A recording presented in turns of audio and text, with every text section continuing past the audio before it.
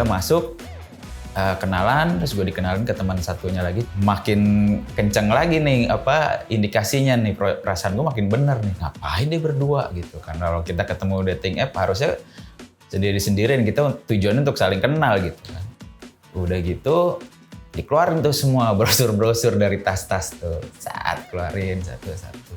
Nah di situ udah tambah positif tuh gue. Mau apa lagi selain gue tebak dia adalah seniornya yang ilmu presentasinya lebih tinggi, jadi dia yang presentasi ke gua, sementara dia diam aja. Bang Dimas sudah berapa kali kena prospek agen asuransi? Kalau nggak salah 3 atau 4 kali lah.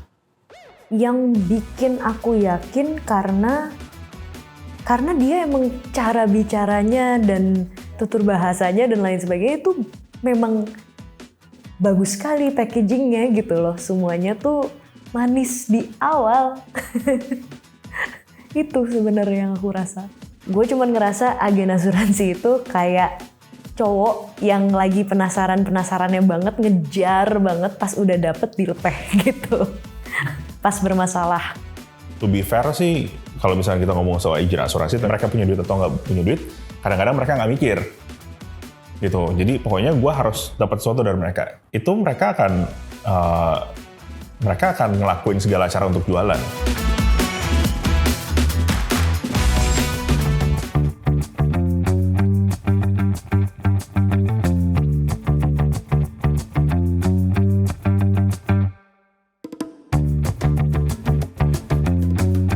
Apa pengalaman di prospek agen asuransi? Yang paling annoying itu yang terakhir sih, baru-baru ini mungkin berapa bulan terakhir, karena intensinya untuk ketemuan itu bukan untuk di prospek atau apa-apa, karena ketemuannya lewat dating app. Jadi kan gue pikir ya dia lihat profil gue lihat profil dia, suka-sukaan ya kita ketemu mau saling mengenal kan. Tapi dari awal menuju ketemuan itu gue udah ngelihat ada gejala-gejala yang nggak enak. Misalnya dia ngajak ketemuannya siang di jam makan. Padahal kantornya di Kuningan, dia yang minta ketemu di tempat gue. Kebetulan gue ada warung kopi di daerah Fatmawati. Dari Kuningan ke Fatmawati kan lumayan jauh tuh. Kedua ketemuannya lagi dia yang ngajak duluan. Tumben kan biasanya cewek jarang-jarang tuh ada yang mau ngajak ketemuan duluan. Cuma yang aneh kok tumben ada cewek yang mau ketemuan 1 atau 2 hari setelah kita match gitu. Itu jarang banget tuh. Terus indikasi lainnya begitu udah jam 1 belum nyampe tuh. Gua chat, ini jadi ketemuan nggak? Jadi masih di jalan. Terus indikasi ketiganya begitu dia nyampe di depan warung gua, gue masih ingat mobilnya Avanza hitam, entah itu Grab atau supir dari kantornya, gue nggak ngerti lah. Turun depan warung gue, yang turun 2 orang cewek. Makin kenceng lagi nih indikasinya nih, perasaan gue makin bener nih. Ngapain dia berdua gitu kan. Kalau kita ketemu dating app harusnya sendiri-sendirian, kita tujuannya untuk saling kenal gitu kan. Udah masuk, kenalan, terus gue dikenalin ke teman satunya lagi, basa-basi sebentar, langsung si cewek ini ngenalin ke cewek yang satunya lagi, ini teman aku mau ada yang diobrolin. Nah di situ udah tambah positif tuh gue. Mau apa lagi selain gue tebak dia adalah seniornya yang ilmu presentasinya lebih tinggi, jadi dia yang presentasi ke gue, sementara dia diam aja. Udah gitu dikeluarin tuh semua brosur-brosur dari tas-tas tuh. Saat keluarin satu-satu. Udah gitu dia prospek. Udah malas dong dia sambil prospek, gue ngeliatin handphone aja gitu. Kadang nengok, kadang ngeliatin handphone lagi, kadang nengok. Endingnya pasti mereka nanya, gimana? Tertarik enggak? Ya karena gue orangnya tuh the point, gue bilang aja enggak. Gue bilang gitu. Pertanyaan template mereka biasanya, kenapa? Padahal ini menarik loh. Terkesan gue kalau nggak ikutan itu rugi gitu. Ya gue bilang emang gue nggak pengen punya asuransi gitu. Gue nggak pengen punya. Dia bahkan menawarkan asuransi dan investasi langsung tuh. Entah satu kantor atau gimana, pokoknya ditawarin banyak lah. Udah selesai ditolak, terus ada omongan-omongan lagi, gue tetap tolak. Akhirnya udah tambah awkward dong tuh suasana. Udah jelas kalau dia kesini cuma mau ngeprospek gue. Udah selesai basa-basi lagi dikit, mereka pulang tanpa ngebayar 2 gelas minuman tadi. Bang Dimas sudah berapa kali kena prospek agen asuransi? Kalau nggak salah 3 atau 4 kali lah.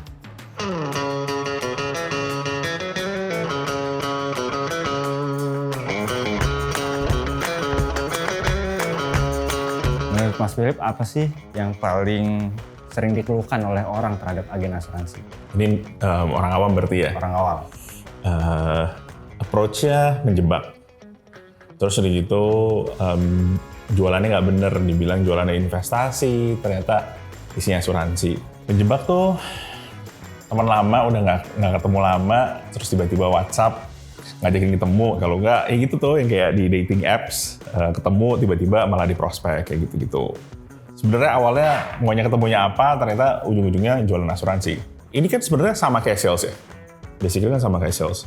Jadi kan mereka kayak punya target, cuma memang tidak ditargetin sama perusahaan. Cuma targetnya biasanya lebih kayak di grup target gitu. Leadernya mungkin nge-push dia untuk produksi. Ya kita ngomongnya produksi lah kalau misalkan jualan itu ya. Nge-push dia untuk produksi supaya entah itu dapat jalan-jalan, or dapat komisi untuk nutupin utang atau segala macam kayak gitu-gitu. Basically sama saya kayak sales yang lain. Mereka nggak ada yang bisa ngelihat kayak misalkan contoh ya, kalau dari konsumennya atau dari prospeknya itu secara keuangan memang nggak memungkinkan untuk beli asuransi, seharusnya agen asuransi itu bisa back off. Jadi ya udah deh, nggak usah gitu. Daripada lu beli sesuatu yang lu nggak bisa bayar juga, ya ngapain, ya kan? Di semua industri juga kan ada oknumnya ya, pasti ya. Nah, yang memaksa ini yang nggak peduli keadaan lu apapun itu, pokoknya gue harus closing. Karena basically kan kita kan punya list nama. Ya kan, list nama maksudnya tuh yang kayak, oke gue akan prospek siapa aja. Mereka punya duit atau nggak punya duit, kadang-kadang mereka nggak mikir. Gitu. Jadi pokoknya gue harus dapat sesuatu dari mereka. Nah itu yang kadang-kadang bikin jadi industrinya jadi jelek juga. Basically kalau misalkan to be fair ya, asuransi is never on top of everyone's mind. Bener kan? Bukannya seperti kayak makanan. Kalau makanan, kita butuh sehari 3 kali. Lapar, gue butuh makan gitu. Tapi asuransi, karena stigma-nya sendiri udah jelek, terus udah gitu orang banyak yang sangat berhati-hati sekali. So basically, orang itu akan kayak, yaudah deh nanti aja. Kayak gitu. Dibilang penting-penting, dibilang butuh-butuh, tapi karena kita sibuk banget biasanya, apalagi di Jakarta gitu, so nggak ada on top of everyone's mind gitu. So biasanya agent itu ada yang benar, ada yang tidak benar.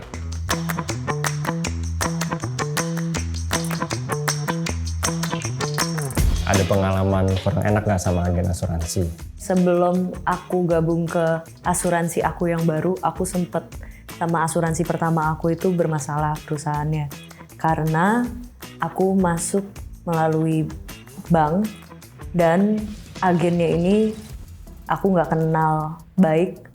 Dan ketika aku harus diadmit ke rumah sakit, dia nggak bertanggung jawab. Susah dihubungin. Abis itu dia hilang kasus aja gitu. Aku mau coba untuk ngeproses pas aku masuk ke rumah sakit dan lain sebagainya, tapi dia nggak bisa dihubungin. Hal-hal seperti itu sih. Kalau alasan kenapa masuk ke asuransi itu apa Kak? Karena apakah mungkin karena kebutuhan yang kan Kak Sheryl sempat bilang sering ke rumah sakit ya? Karena aku sering ke rumah sakit dan juga security aja ya kali, keamanan buat aku gitu. Kita ngobrol lah gitu dan aku ditawarin, akhirnya agen ini datang ke aku dan di satu sisi kayak ada di dalam diri aku yang kayak ya udah deh biar cepet kelar, toh gue juga belum punya asuransi jiwa. Ya udah, aku ngerasa aman nih gitu dan ini perusahaan yang bagus dan lain sebagainya. Ya dia ceritain semuanya. Gue cuman ngerasa agen asuransi itu kayak cowok yang lagi penasarannya banget, ngejar banget, pas udah dapet dilepeh gitu. Jadi pas aku umur 25 aku baru akhirnya investasi buat asuransi jiwa aku sendiri. Dan baru di tahun 2024 ini ya aku ngalamin hampir setiap tahun hospitalized kan, masuk rumah sakit, dirawat inap. Dan setiap kali aku masuk ke rumah sakit, Aku ngerasa agen asuransi aku yang lama ini tuh hilang kasus aja gitu. Nggak bisa dihubungin. Aku minta tolong untuk ke rumah sakit karena aku datang sendiri mungkin gitu ke sana. Dia juga nggak muncul-muncul, balesnya responnya lama dan lain sebagainya gitu.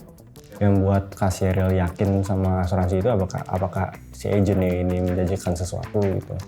Yang bikin aku yakin karena dia emang cara bicaranya dan tutur bahasanya dan lain sebagainya itu memang bagus sekali packagingnya gitu loh. Semuanya tuh manis di awal. Itu sebenarnya yang aku rasa.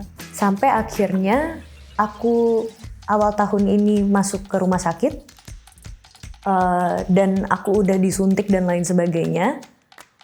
Otomatis kan kita harus tanda tangan kalau misalkan mau masuk infusan dan lain sebagainya.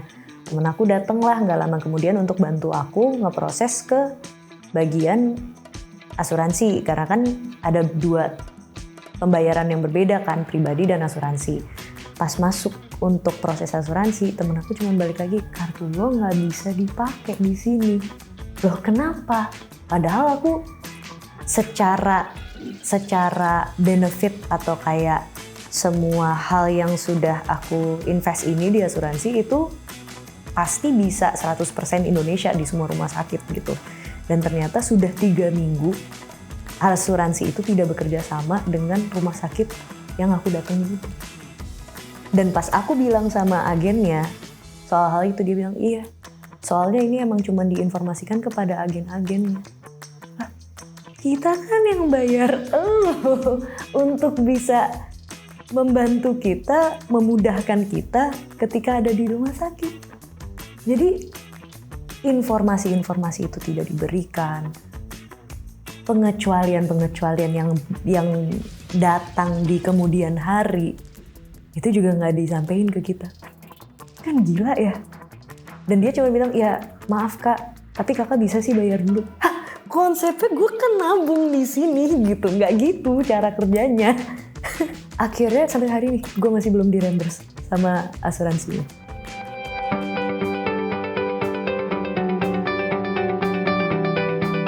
Kalau menurutku asuransi sendiri itu menjadi kebutuhan primer buat aku pribadi. Kenapa aku tidak di-cover oleh kantor karena aku sebagai seniman ya, dan aku indie, jadi nggak ada kayak badan besar yang provide aku dengan asuransi. Jadi itu kebutuhan primer. Yang kedua, kalau ngomongin agen asuransi sendiri ya, agen asuransi menurut aku it's still right. Sebenarnya itu kan juga pekerjaan ya gitu, dan memberikan kesadaran atau edukasi ke orang-orang terdekat mereka tentang pentingnya asuransi dan bagaimana itu bisa menjadi sesuatu yang life saving banget buat seorang individu gitu. Tapi juga di satu sisi aku akhirnya belajar lebih banyak aja sih, dan aku mencoba untuk cari tahu sebenarnya kita harus sangat sadar tentang apa yang kita investasiin gitu, apalagi asuransi jiwa, karena kita nggak pernah tahu apa yang akan terjadi 1 jam dari sekarang bahkan gitu. Ya jadi aku banyakin riset sih, ya lebih ngerti aja. Oh ternyata pun aku pengalamannya buruk, nggak semuanya seperti itu kok.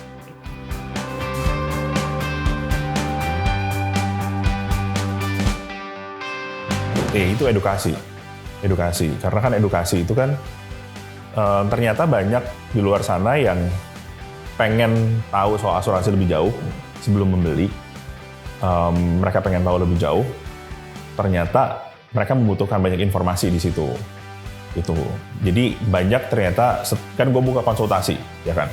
Pada saat konsultasi itu ternyata banyak yang mispersepsinya tuh masih banyak banget. Ternyata mungkin dia taunya asuransi kesehatan misalkan, taunya cover A, B, C, ternyata tidak. Gitu. Asuransi jiwa taunya cover A, B, C, ternyata tidak. Gitu. Jadi salah satu dari approach gue adalah edukasi. Awalnya karena di Indonesia memang edukasi, literasi soal asuransi masih rendah banget. di bawah dari investasi bahkan. Stigma buruk asuransi itu satu, lack of patience, karena asuransi kan kontrak ya. Kalau kontrak itu kan lu kan panjang kali lebar, detail banget dan banyak syarat-syarat dan segala macam. Kalau misalkan kita nggak sabar untuk mempelajari itu semuanya, terus udah gitu kita melewatkan step itu, maka gue bisa menjual sesuatu yang sebenarnya klien gue nggak ngerti, gitu. Itu satu. Tapi mereka pengennya sprint, itu mereka akan ngelakuin segala cara untuk jualan, gitu. Jadi emang nggak sabar aja yang pertama. Yang kedua, mungkin dari sisi training dari mungkin perusahaan, training dari agency dan segala macam juga mengokekan kali ya dengan cara-cara tertentu. To be fair sih, kalau misalnya kita ngomong soal agent asuransi, ada nggak yang benar? Ada. Banyak apa enggak? Banyak. Yang disebut oknum itu adalah yang approach-nya mungkin nggak benar, yang bikin stigma negatif itu makin lama makin kuat. Yang tiba-tiba lo diajakin di Tinder, di Bumble, tiba-tiba diajakin BOP dan segala macam. Tapi gue melihat, salah satu ada alasan gue nyemplung ke industri ini adalah gue melihat ada pergeseran paling nggak dari orang-orang yang anti asuransi menjadi orang-orang yang mulai terbuka, terutama soal sejak COVID ya, terbuka dan tertarik untuk mempelajari, bukan sebagai agent tapi sebagai konsumen. Terus udah gitu akhirnya mereka beli. Jadi sebenarnya marketnya tuh ada. Cuma marketnya ini growing apa enggak, itu tanda tanya. Karena masih digempur sama orang-orang yang melakukan negatif itu.